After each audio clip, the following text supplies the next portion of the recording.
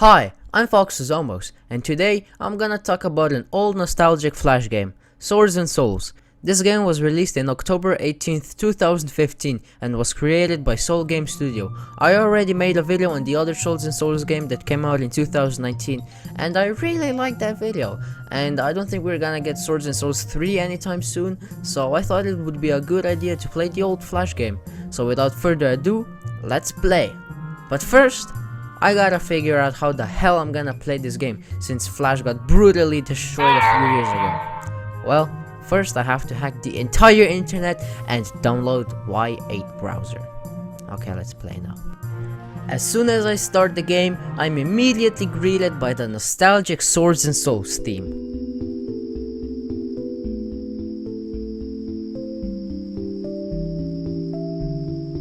First I customize my character, but there aren't a lot of choices, so I choose something very basic. So apparently I just spawned in this soul town, and some scarecrow greets me. This is Sir Scarrow. He shows me the arena where a mole defeats me, so Sir Scarrow shows me his training place. I train up a little bit and I manage to defeat the mole. Let me give you a tour of Soul Town.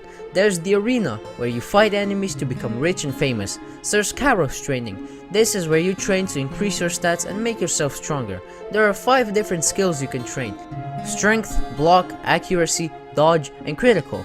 In strength training, you have to slice apples and hit stars with your foot.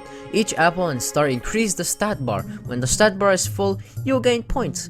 And there are missions which, when completed, give you points. Strength training increases your melee damage. Block training increases your health and reduces the amount of damage taken when you block. Accuracy retraining is for range damage and the chance for a ranged attack.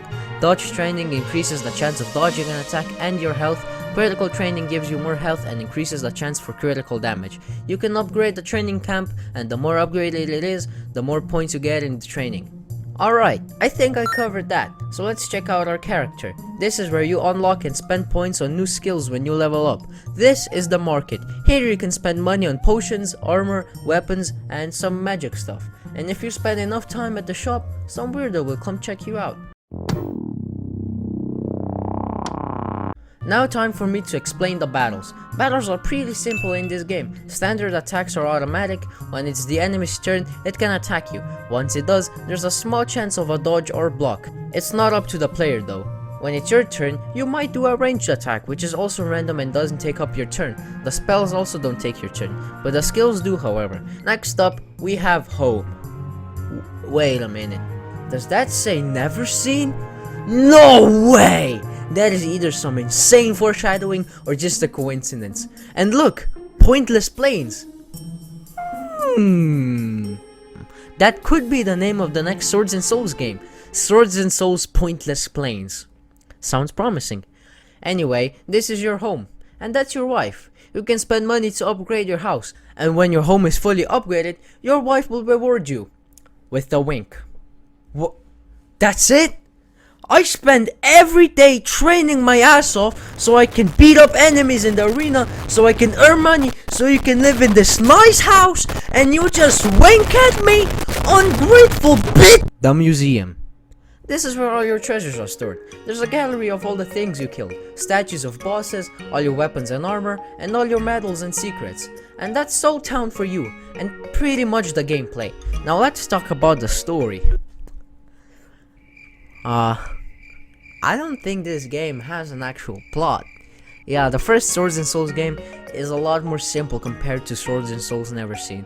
So with no story, I pretty much just fought enemies in the arena, trained myself up, and all that, you know, until I finished all the arena battles. Then you unlock survival mode, which means that you can basically play forever. After finishing the arena, I fully upgraded the training room and my home, and bought everything from the market. Well, almost everything. There was this one sword that was just impossible to buy. My character skills aren't maxed out, but it's fine. The museum also isn't maxed out, but eh. Oh, this game also has the mushroom. And you already know I tried getting the 200 clovers at once, but for some reason all the stuff just automatically got picked up, which means I couldn't stack them. There's also this thing in the museum where you give money so that you get money every minute and you can collect it whenever you want. And yes, it does stack up. The more money you pay, the more stuff the museum has, and you'll get more money each minute. This is also in Swords and Souls Never Seen, but I forgot to mention this in that video. The cash in this game works like this. First, there are bronze coins, silver, gold, platinum, sapphire, emerald, and ruby. 1000 bronze coins equals 1 silver, 1000 silver is 1 gold, and 1000 gold is 1 platinum, and 1000 platinum is 1 sapphire, and so on.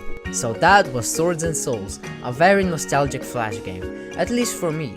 It was very fun playing this game again and making a video about it. Now I will patiently wait for Swords and Souls 3, which still hasn't been announced, but in the Soul Game Discord server there's this channel called Swords and Souls 3 Suggestions, so that's very interesting. If you want to see me play any other old Flash Soul Game games, let me know in the comments, I try to read all of them, and as always, thank you for watching.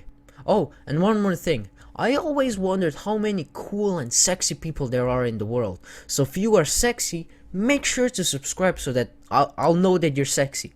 And leave a like if you're a true Chad. Bye bye. No, goodbye.